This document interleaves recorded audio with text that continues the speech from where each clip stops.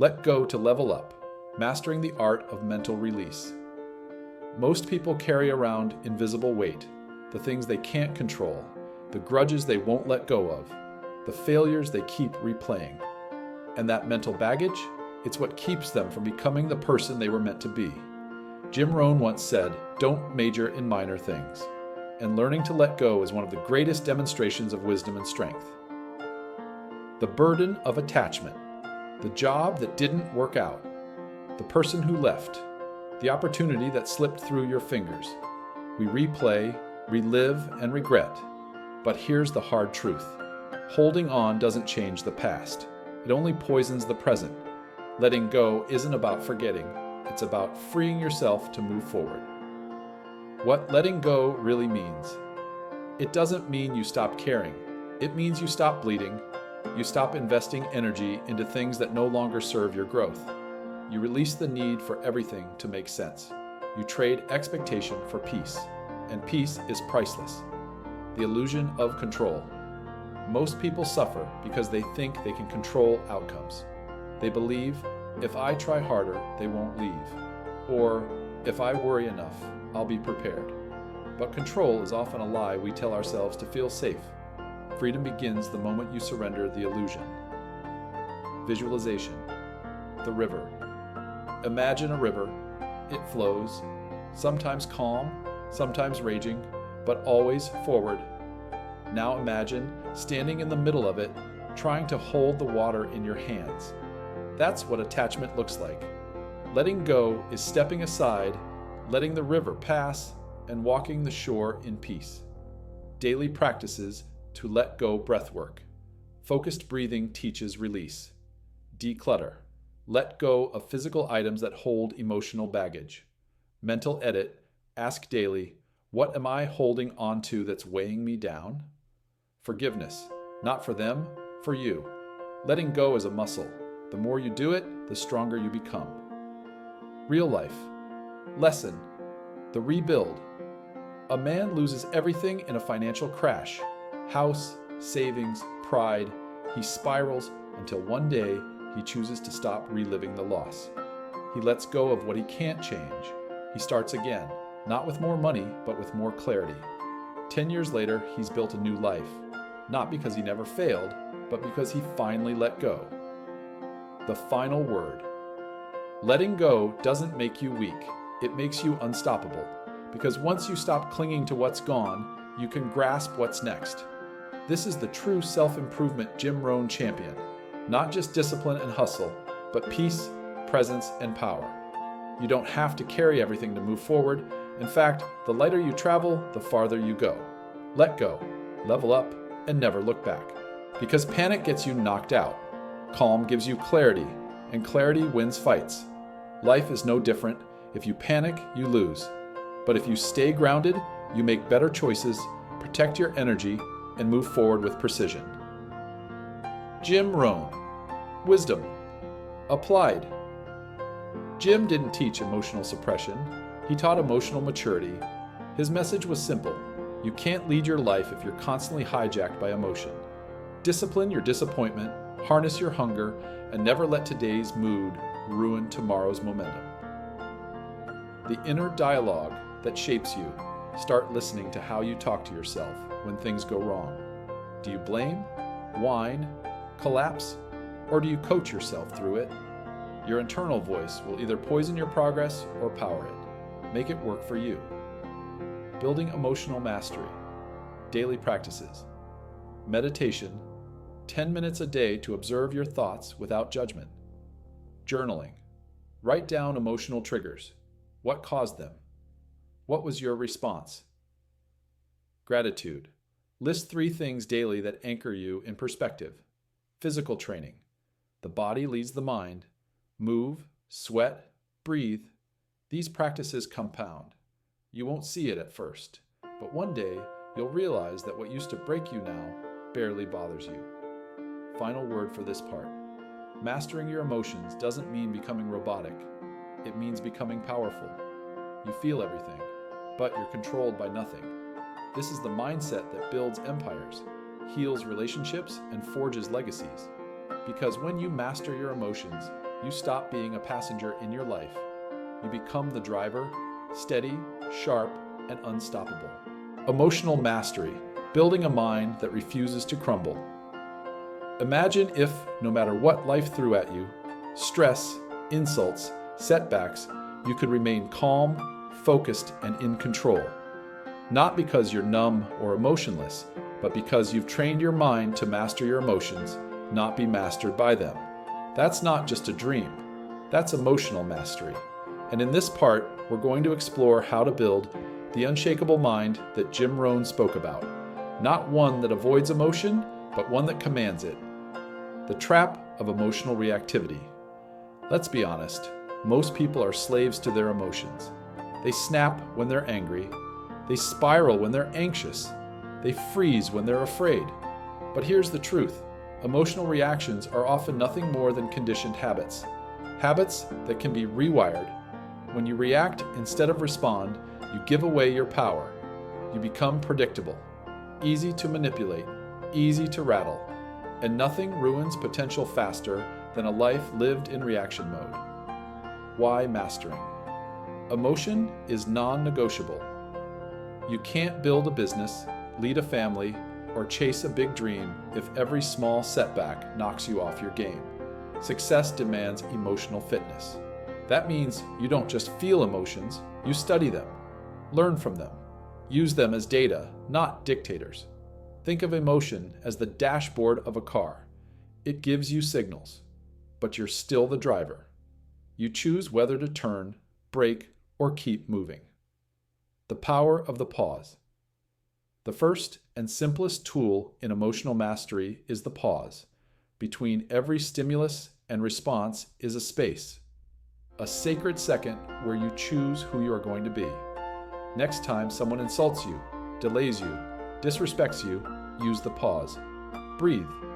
Then ask, is this worth my energy? 99% of the time, it won't be. Train the muscle. Emotional rehearsal.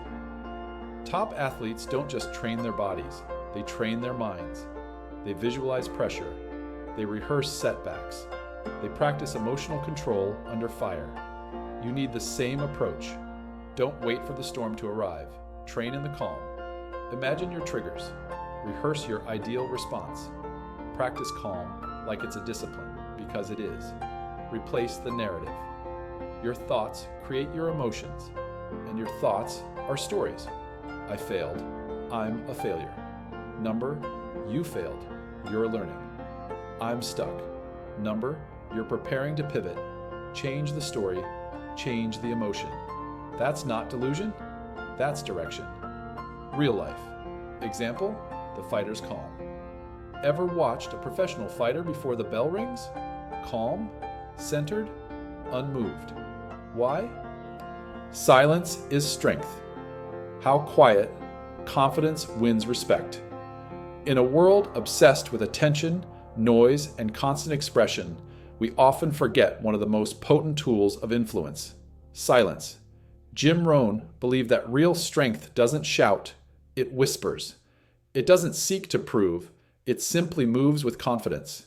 And in this section, we'll unpack how practicing silence can become one of your greatest assets in mastering self-discipline and commanding respect. The loudest voice isn't always the smartest. Think about it. In a heated conversation, who do people really listen to? Not the one yelling, but the one who waits, observes, speaks only when necessary, and when they do, it hits hard. Most people talk to fill the silence, to feel in control. But silence isn't weakness, it's strategy. When you learn to be comfortable with silence, you no longer need to defend yourself, over-explain, or win every argument. You've already won because you've mastered yourself. The psychology of silence. Here's a truth that'll serve you for life. Silence creates discomfort, and in that discomfort, you hold the power. In negotiations, the one who pauses longest controls the pace. In relationships, the one who speaks last often shifts the energy. In conflict, silence creates reflection, or regret. It's why the most disciplined people don't just control their actions, they control their presence. Real power is silent. Let's look at the greats. in business, sports, or leadership. The ones who truly lead don't make noise. They move with precision. They don't announce every plan. They execute it and let the results speak. Silence allows you to observe, absorb, and adapt. It keeps people guessing. And in today's world of overexposure, mystery is magnetic. You don't need to be everywhere. You need to be undeniable when you show up.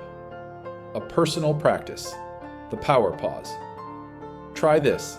Next time someone tries to provoke you, pause. Not because you're avoiding conflict, but because you're choosing power over panic. Look them in the eye. Stay calm. Say nothing. Watch what happens. People reveal their weakness when they feel ignored, and in that space, you remain unshaken.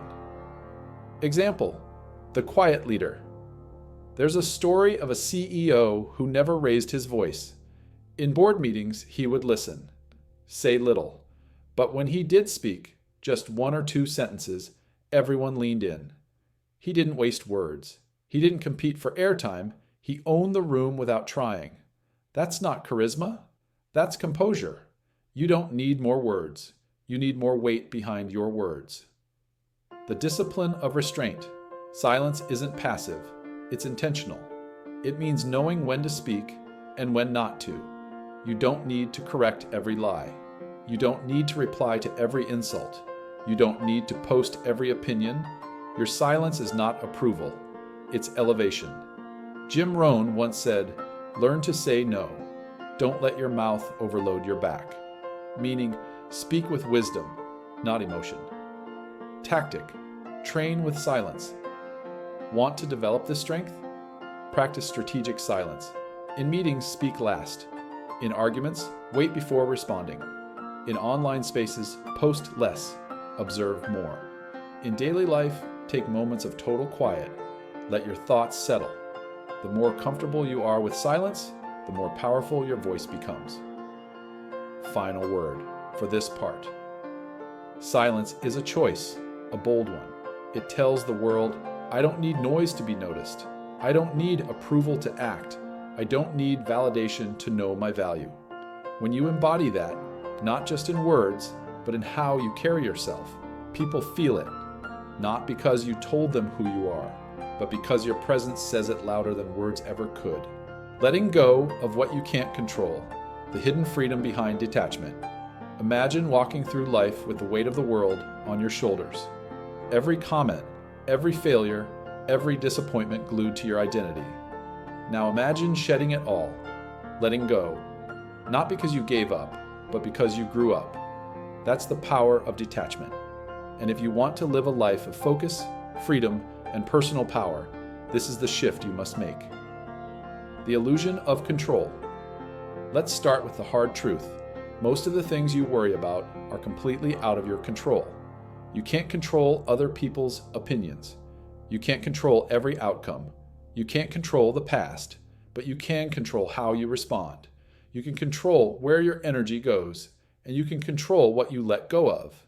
Attachment to things outside your power is like trying to hold onto smoke. The tighter you grip, the more it slips away, and the more exhausted you become. Why letting go is so hard. We're wired to want certainty. We want to predict. We want to know. We want to feel safe. But life doesn't play by those rules. It throws curveballs, flips the script, and reminds us that control is often just a comforting illusion. The problem isn't in wanting stability, it's in needing it to be okay. What happens when you let go? Clarity increases. You're no longer clouded by what-if scenarios or imaginary disasters. Your mind gets quieter. Stress decreases. You realize that not everything deserves your energy, your anger, or your anxiety. Focus sharpens. Instead of trying to manage the uncontrollable, you invest in what you can change, your mindset, your actions, your growth. This shift isn't passive, it's powerful. You're not giving up control, you're reclaiming it where it matters. Real world. Example, the river mindset.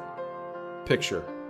A river, it flows, around rocks, over cliffs, through valleys. It doesn't resist, it adapts. People who master detachment live like rivers. They don't deny reality, they move with it. The job that fell through? A redirection. The person who ghosted you? A lesson. The plan that failed? An upgrade in disguise. When you let go of rigid expectations, you gain resilience. You stop cracking under pressure because you were never depending on perfection in the first place. The 3 questions that set you free. Next time you feel overwhelmed, ask, is this within my control? If not, release it.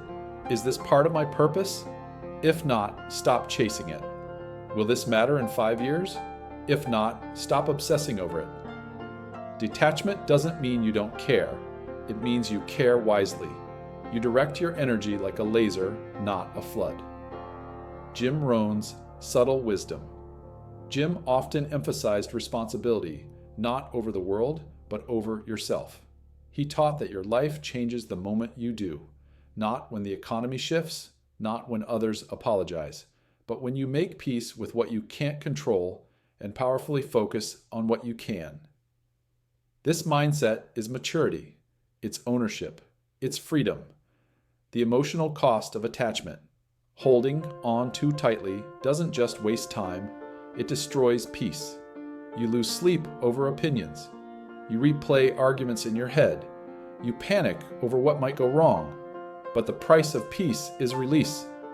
Let go of the need to be understood by everyone, the need to always be right, the need for things to go exactly as planned. Peace isn't in the perfection of the world. It's in the perspective of your mind. Building the detachment muscle. It's a habit, not a moment. Start small. Let go of that traffic jam ruining your mood. Let that rude comment roll off your back. Let that mistake become a lesson, not a label. The more you practice, the more natural it becomes. Eventually, your default becomes calm, not chaos. What detachment is not? It's not apathy. It's not avoidance. It's not indifference. It's choosing presence over pretense. It's choosing peace over control. It's choosing strength over reaction. You're still fully in the game, just not emotionally owned by every twist and turn. Final word for this part. You cannot lead yourself, let alone others, if you're tied up in knots over everything you can't control. Letting go is not weakness. It's wisdom. It's not surrender. It's strategy. Because when you stop reacting to everything, you start creating anything. Emotional mastery, building a mind that refuses to crumble. Imagine if, no matter what life threw at you, stress, insults, setbacks, you could remain calm, focused, and in control. Not because you're numb or emotionless, but because you've trained your mind to master your emotions, not be mastered by them. That's not just a dream. That's emotional mastery. And in this part, we're going to explore how to build the unshakable mind that Jim Rohn spoke about. Not one that avoids emotion, but one that commands it. The trap of emotional reactivity. Let's be honest, most people are slaves to their emotions. They snap when they're angry. They spiral when they're anxious. They freeze when they're afraid. But here's the truth. Emotional reactions are often nothing more than conditioned habits. Habits that can be rewired. When you react instead of respond, you give away your power. You become predictable, easy to manipulate, easy to rattle, and nothing ruins potential faster than a life lived in reaction mode. Why mastering? Emotion is non-negotiable. You can't build a business, lead a family, or chase a big dream if every small setback knocks you off your game. Success demands emotional fitness. That means you don't just feel emotions, you study them, learn from them, use them as data, not dictators. Think of emotion as the dashboard of a car. It gives you signals, but you're still the driver. You choose whether to turn, brake, or keep moving. The power of the pause. The first and simplest tool in emotional mastery is the pause. Between every stimulus and response is a space, a sacred second where you choose who you are going to be.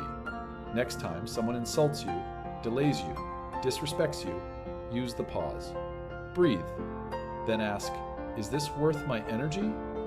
99% of the time, it won't be. Train the muscle. Emotional rehearsal. Top athletes don't just train their bodies, they train their minds. They visualize pressure. They rehearse setbacks. They practice emotional control under fire. You need the same approach. Don't wait for the storm to arrive, train in the calm. Imagine your triggers. Rehearse your ideal response. Practice calm like it's a discipline, because it is. Replace the narrative. Your thoughts create your emotions, and your thoughts are stories. I failed, I'm a failure. Number, you failed, you're learning. I'm stuck. Number, you're preparing to pivot. Change the story, change the emotion. That's not delusion, that's direction. Real life. Example, the fighter's calm. Ever watched a professional fighter before the bell rings? Calm, centered, unmoved. Why? Because panic gets you knocked out. Calm gives you clarity, and clarity wins fights. Life is no different. If you panic, you lose. But if you stay grounded, you make better choices, protect your energy, and move forward with precision. Jim Rohn, wisdom, applied. Jim didn't teach emotional suppression, he taught emotional maturity. His message was simple: you can't lead your life if you're constantly hijacked by emotion. Discipline your disappointment, harness your hunger, and never let today's mood ruin tomorrow's momentum. The inner dialogue that shapes you. Start listening to how you talk to yourself when things go wrong. Do you blame, whine, collapse, or do you coach yourself through it? Your internal voice will either poison your progress or power it. Make it work for you. Building emotional mastery. Daily practices. Meditation, 10 minutes a day to observe your thoughts without judgment. Journaling. Write down emotional triggers. What caused them? What was your response? Gratitude. List 3 things daily that anchor you in perspective. Physical training. The body leads the mind. Move, sweat, breathe. These practices compound. You won't see it at first, but one day you'll realize that what used to break you now barely bothers you. Final word for this part. Mastering your emotions doesn't mean becoming robotic. It means becoming powerful. You feel everything, but you're controlled by nothing. This is the mindset that builds empires, heals relationships, and forges legacies. Because when you master your emotions, you stop being a passenger in your life. You become the driver, steady, sharp, and unstoppable. Redefining strength, the silent power of calm confidence. We've reached a pivotal point on this journey, the realization that calm isn't just a reaction. It's a reputation, a quiet declaration to the world. I control me. In a noisy world, calm is disruptive, and that's why it's so powerful. Now let's take this a step deeper, because emotional control isn't just about diffusing conflict or managing stress. It's about becoming someone others trust, admire, and want to follow, without ever needing to raise your voice. The myth of loud strength. From childhood, we're taught to speak up, push back, stand our ground. That louder means stronger. But what we often miss is that real power doesn't announce itself. It doesn't need volume. It radiates through stillness, through composure, through presence. Think of the people who've truly moved you. Mentors, leaders, coaches, even quiet friends. Weren't they the ones who didn't get rattled? Who could hold space in chaos? Who listened more than they spoke? They weren't detached. They were disciplined. And you can be that person too. The influence of non-reaction. Let's get practical. You walk into a tense room. Maybe there's an argument. Maybe people are panicked over some bad news. You don't jump in. You sit down. You observe. You breathe. In just one moment, you set the tone. Your calm becomes contagious. Your presence shifts the energy. Not because you said anything, but because you didn't. This is leadership without a title. This is power without ego. cultivating presence. Presence is the natural result of mastering your inner world. It's not just being physically there, it's being energetically grounded. Here's how to cultivate it. Mindful breathing. Deep, deliberate inhales and exhales remind your body you're safe. Direct eye contact. Not to intimidate, but to connect. Listening fully. When someone talks, don't plan your reply. Just receive. Still body language. Fidgeting signals unease. Stillness signals strength. Do these consistently, and you'll notice something fascinating. People start treating you differently, respecting you more, trusting your words more, because your presence speaks louder than your voice. Emotional control builds magnetic confidence. Confidence isn't bravado. It's the unspoken message, I've got this, even if I don't yet know how. And that confidence is built by staying grounded when most people spiral. Every time you choose calm over chaos, poise over panic, your self-trust grows. That's what draws people in. Not performance, but peace. It's magnetic. Real-world story. The unshakable manager. Let's say you're leading a team. A deadline gets missed. The client's upset. Your team is looking to you, expecting frustration. But instead of raising your voice or pointing fingers, you say, "We'll fix it. Let's find the root cause and build a better system." No blame, no noise. The team relaxes, the tension fades, productivity returns, and your reputation elevated, because calm in crisis builds credibility. Final thoughts for this part.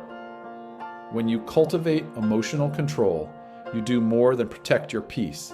You elevate your presence. You become someone people trust, not just because you're skilled, but because you're steady. You don't chase influence, you attract it, not by being the loudest, but by being the most grounded. That's the true power of self-mastery. Your thoughts shape your feelings. Your feelings drive your behavior. So if you want to change how you react, start with how you think. Reframing isn't lying to yourself. It's choosing a more empowering interpretation. Example, old thought, this delay ruins everything. New frame, this is a chance to prepare better. Another, old thought, I'm terrible at this. New frame, I'm learning. Every expert started here. Keep a reframe journal. Write down common negative thoughts and their empowering alternatives. You're not avoiding reality. You're choosing a lens that leads to strength, not suffering. Practice 4. Micro-adversity challenges. Discomfort is the gym for mental strength. Each day, choose one small adversity to lean into. Take a cold shower. Walk without your phone. Skip coffee for a day. Speak up in a meeting. The point isn't to punish yourself. It's to train your nervous system to stay calm in discomfort. Discomfort becomes your ally. Resistance becomes familiar, and resilience becomes automatic. Practice 5. Nightly reset. How you end the day matters. Don't carry the emotional clutter of today into tomorrow. Each night, take 10 minutes to reflect. What triggered me today? How did I handle it? Release. Write down what you're letting go of. Rehearse. Mentally walk through tomorrow as your calmest self. Sleep becomes deeper. Your subconscious becomes an ally. And tomorrow, you wake up a little stronger. Final thoughts for this part. These practices aren't magic, but over time they feel magical. Because the more you train, the less triggered you become. And eventually, calm is no longer a technique you practice. It's who you are. You walk through life not as someone pretending to be unbothered, but as someone who genuinely is, because you've earned it. Part 5. Strength under fire. Staying unshaken in a world that wants a reaction. The world has a funny way of testing your calm. It'll poke, prod, and push every one of your buttons. Not because it's cruel, but because it's chaotic. And chaos doesn't pause for you to catch your breath. It arrives unannounced, often when you're already stretched thin. That's why emotional control isn't just a luxury, it's a necessity. Let's look at how you maintain that control when life hits hardest. Chaos doesn't ask for permission. Maybe you had a perfect morning. Great coffee, calm mind, confident attitude. Then the email comes. The unexpected bill arrives. Your child throws a tantrum in public. In a flash, peace disappears. If you're not prepared, you're reacting, spiraling. That's where mental conditioning shows its worth, not in calm seas, but in the storm. You must train to expect the storm and remain unmoved. Emotional agility versus emotional fragility. The untrained mind is fragile. It crumbles under criticism. It explodes in traffic. It gets derailed by a passive-aggressive comment. But emotional agility is different. It's the ability to feel, process, and respond without being controlled. It's not the absence of emotion. It's command over it.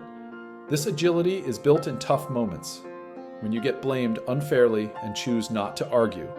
When you hear gossip and resist reacting. When you feel panic but choose calm action. Every time you stay composed, you reinforce your power. The strategic pause. In conflict. Conflict is fertile ground for reactivity. But the emotionally disciplined take a breath. They ask themselves, what's the real cost of reacting right now? Does this argument serve any long-term value? Am I defending ego or protecting peace? Strategic silence is a weapon. It leaves the other party guessing. It makes you unpredictable, and it gives you time to craft intentional responses. Don't underestimate the tension silence creates. The louder the world gets, the more power silence holds. Responding to the unexpected. Here's a truth. You don't rise to the occasion. You fall to your level of training. In high-stakes moments, your response is determined by your preparation. That's why firefighters drill before the blaze, soldiers train before battle. Leaders visualize chaos before it arrives. You must rehearse calm before life tests you. Visualize your response. At work, when things fall apart. At home, when tempers rise. In public, when provoked. The stronger your mental rehearsals, the more automatic your calm. Calm is contagious. When you maintain composure, others follow suit. You de-escalate without words. You influence without force. You become the emotional thermostat, not the thermometer. This is why true leaders exude calm, because calm projects strength, and strength invites trust. People follow those who are grounded. Be that person. Rewiring the mind, daily practices that strengthen emotional control. By now, you've seen what an unshakable mindset looks like in action. You've faced triggers, tested your strength in real situations, and hopefully recognized how much power you actually have when you choose not to react. But here's the question. How do you make this mindset your default? The answer, daily mental training. Just like physical fitness, emotional strength isn't built with a single workout. It's the result of consistent repetition, small disciplines done daily, and a clear commitment to rewiring the brain. So let's get tactical. Practice 1, the power pause. Before every reaction, insert a pause. Sounds simple? It's not. It's a micro moment where you interrupt your auto response. The moment your boss criticizes you, your kid screams, your partner says something hurtful, you stop. You breathe. You buy yourself time. This pause is your power. It's the gap between stimulus and response where maturity, wisdom, and control live. Train it like a muscle. Set reminders on your phone. Use breath work when tension rises. Count to 5 before speaking. The more you pause, the less regret you create. Practice 2. Morning mental conditioning. Your first hour shapes your entire day. Don't let social media or email hijack your mind the moment you wake up. Instead, claim that first hour like it matters, because it does. Here's a simple morning formula. Silence, 5 to 10 minutes. Meditation, prayer, breath work. Affirmations, 5 minutes. Speak strength into your day. Visualization, 5 minutes. See yourself responding with grace to challenges. Movement, 10 to 20 minutes. Walk, stretch, do anything that connects you to your body. Reflection, 5 minutes. Journal, 1 intention, Today, I will not let to control me. This routine builds internal leadership. You're programming your emotional operating system. Practice 3. Thought reframing. Emotional mastery in real life. Turning challenges into practice. Now that we've built the inner foundation, it's time to step outside. Because mindset isn't truly tested in the quiet moments of meditation. It's tested in traffic, in arguments, in failure. This part is about application. Because what good is all this inner work if it collapses the moment life gets loud? So let's talk about real-life scenarios where emotional control becomes your greatest asset and how to navigate them like a mental warrior. Scenario 1, the critic at work. You've just presented an idea. You're proud of it. Then a colleague, let's call him Mark, smirks and says, "That's been done before." Your gut reaction? Embarrassment, anger, maybe even self-doubt. But pause, breathe. Ask yourself, is Mark's comment a threat or is it just noise? Does it change the value of your idea? Probably not. So you smile, nod, and say, "Appreciate the feedback. Let's explore it further." Boom. No fire, no panic. You stay in control. Each time you practice this, you're telling your nervous system, "We are safe. We don't react to every spark." That's mastery. Scenario 2, rejection that cuts deep. Let's say someone you admire lets you down. Maybe they ghost you. Maybe they criticize you. It stings. Rejection always does. But here's the deal. Rejection is rarely about you. It's a mirror of someone else's filters, fears, or circumstances. When you internalize rejection, you invite insecurity. But when you see it as data, this wasn't a fit, or that person has their own path, you remove the emotional hook. Instead of spiraling into, "What's wrong with me?" logically shift to, "What's the lesson here? How can I redirect this energy towards something that builds me?" Growth replaces grief.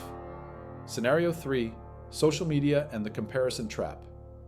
Let's get real. In one scroll, you can go from feeling fine to feeling like you're failing. Everyone's richer, happier, more ripped, more successful. False. What you're seeing is highlight reels, not real life. Comparison is the thief of joy, yes, but it's also the thief of presence. When you're locked into someone else's path, you abandon your own. Here's a practice. Unfollow accounts that make you feel less than. Follow those who inspire action, not envy. Set a timer, 15 minutes max. After scrolling, journal one thing you're grateful for in your life. You're reclaiming mental space. That's emotional discipline. Scenario 4, unexpected setbacks. Your launch failed. You got laid off. Your plans fell through. The weak mindset says, "This always happens to me. I'm doomed." But the unshakable mindset says, "I can rebuild." What's next? Resilience is not about ignoring pain. It's about moving through pain with purpose. Think about the greats. None of them succeeded without setbacks. The only difference? They didn't stop. You can do the same. Here's how. Write down what you learned. List 3 things you can control today. Take one step, even if it's small. Progress creates power. Scenario 5, personal relationships. Someone close to you lashes out.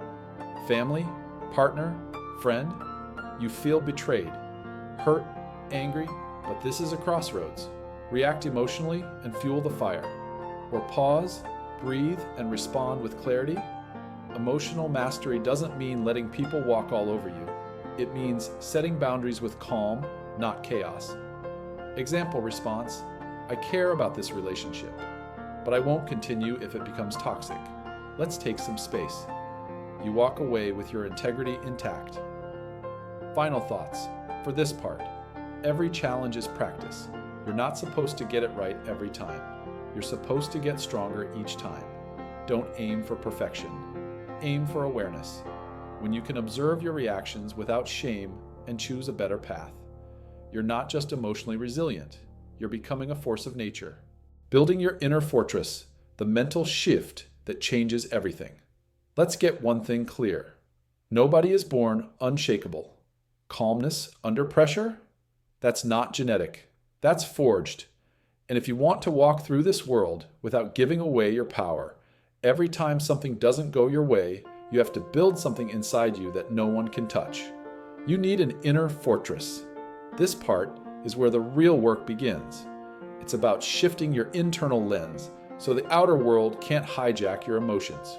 Because as long as you're at the mercy of every comment, delay, or disappointment, your peace is rented, not owned. So how do you reclaim it? It starts with responsibility. Not blame, not guilt, not shame, responsibility. That quiet realization that no matter what happens out there, you are in control of how you respond. When you own that, you start to see everything differently. Let's break it down. Step 1. Name the trigger. You can't fix what you don't understand. Start noticing when you feel bothered, not just obvious moments like when someone yells at you. Pay attention to the subtle stuff. The tightness in your jaw during a traffic jam, the irritation when someone talks over you, the anxiety when someone disagrees with your opinion. Those are all signs, not of weakness, but of opportunity. Opportunity to understand yourself. Every time you notice a reaction, pause and ask, what just triggered me? Why did I feel the need to react? Write it down. Journal it. You're becoming a student of your own mind, and every entry is a blueprint to mastering it. Step 2. Separate fact from feeling. Let's say your coworker cuts you off in a meeting. Fact, they interrupted. Feeling, you felt disrespected. But the interruption itself is just data. Your interpretation is what created the emotional storm. That's where your power lies. Ask yourself, what's the story I'm telling myself right now? Is it true? Or is it an old wound, an insecurity, a need to be liked or validated? The moment you question your own narrative, you pull the thread that unravels your emotional reactivity. Step 3. Choose the response. This is where the shift happens. You're in traffic. Someone cuts you off. You can honk, curse, raise your blood pressure, or you can breathe, turn up your music, and remember, their behavior is not worth your peace. Choosing your response doesn't mean you're passive. It means you're powerful. You're not a puppet of your environment. You're a master of your internal state. Imagine living like that. Imagine how magnetic you'd become. People would feel your energy shift. Your confidence wouldn't be loud, it would be unmistakable. Because nothing says strength like calm in chaos. Step 4. Practice controlled exposure. Want to build mental muscle? Then stop avoiding discomfort. Controlled exposure is like weightlifting for your mind. You deliberately put yourself in small, uncomfortable situations and train yourself to stay grounded. Examples. Stand silently during a heated debate without reacting. Sit with a negative comment about you online and don't defend. Allow someone to be wrong about you and walk away. Every time you don't react, you train your nervous system to stop associating discomfort with danger. That's rewiring. That's how the inner fortress is built. Step 5. Visualize the master version of you. Here's a truth most overlook. The mind doesn't distinguish much between imagination and reality. Use that. Every morning, close your eyes and see the most unshakable version of yourself. Calm eyes, slow breath, confident posture, responding with poise to chaos. See it, feel it, live it, do it for 5 minutes a day, and it becomes who you are. Final thoughts for this part. Look, this isn't about pretending nothing gets to you. It's about becoming someone so deeply rooted that life's noise can't shake your foundation. You still feel things. You still care, but you're no longer reactive. You're deliberate. You respond with power, not panic, because you've done the work, and that makes you unshakable. Have you ever felt completely drained? Not because of physical labor, but because your mind wouldn't stop replaying a single moment. A rude comment, a failed plan, a small rejection that somehow ruined your entire day. That's not life happening to you. That's you handing over your emotional power to the world. This is the pain of overreacting. It doesn't just hurt, it steals. It robs you of clarity, energy, and control. And it's more common than you think. Most people are emotionally exhausted, not because of major tragedies, but because they let every minor inconvenience take up space in their mental and emotional real estate. One negative comment from a coworker, one sarcastic post on social media, one mistake in a meeting. These small things, when given power, become emotional wrecking balls. But here's the truth that no one tells you early enough. Not everything deserves a reaction. Your boss ignores your idea in a meeting? Your spouse snaps at you after a long day? A stranger cuts you off in traffic? Most of us instantly feel the surge, the urge to respond, defend, prove, retaliate. Why? Because we've been conditioned to think that reacting is strength, that to stay silent is weakness, that to walk away is cowardice. But what if it's the opposite? What if the strongest version of you is the one who doesn't flinch, who doesn't need to correct every misconception, who doesn't need to be understood by everyone? There's a story about a monk who was insulted by a visitor. The visitor ranted, yelled, and accused him of all sorts of things. The monk simply listened. When the visitor stopped, the monk asked, "If someone gives you a gift and you do not accept it, to whom does the gift belong?" The man replied, "To the one who offered it." The monk smiled, "Then I do not accept your anger." That story might sound poetic, but its application is real. Every time you choose not to accept an insult, a rumor, a petty attack, you protect your peace. That's not weakness, that's wisdom. That's strength. Emotional reactivity is a mental tax you can't afford. Over time, the habit of overreacting trains your brain to expect conflict, to stay alert, to look for offense. That's exhausting, and it's unnecessary. There's another problem. When you overreact, you often act in ways you later regret. You say things you don't mean. You defend things that don't matter. You burn bridges that weren't even obstacles. And afterward, when the adrenaline fades, what's left? Guilt, confusion, and often shame. Think about the last time you overreacted. Really think about it. What triggered it? What were you protecting? And most importantly, was it worth it? In most cases, our overreactions stem from internal insecurity. We feel like we have to prove something, that we're not weak, that we're enough, that we matter. But real strength doesn't scream. It doesn't overcompensate. Real strength is quiet, composed, certain, and here's the good news. You can build that kind of strength. You don't need a perfect past or a calm childhood. You just need a willingness to unlearn the patterns that have kept you emotionally hostage. Start by observing. The next time you feel triggered, pause. Literally pause. Count to 5. Breathe. Ask yourself, does this deserve my energy? Will this matter in 5 years? If the answer is no, walk away. Or even better, smile and walk away. Because every time you don't react, you're training your mind. You're telling yourself, I am not controlled by emotion. I choose my responses. And that's the shift. That's the line between emotional chaos and emotional mastery. That's when you go from being reactive to being strategic, from being easily manipulated to being untouchable. Let others rant. Let them post. Let them gossip. You stay focused. You stay grounded. You move forward. And when people wonder why nothing seems to bother you anymore, you'll know the answer because you've stopped renting out space in your mind to things that don't deserve it. That's the beginning of an unshakable mindset. If one bad text, one cold look, or one rejection ruins your day, they still own your emotions. You deserve better. Most people walk through life handing out access to their peace, like free samples. One mean comment, boom, their day's ruined. One unexpected setback, and they're spiraling. But here's the truth. It's not the event. It's your reaction.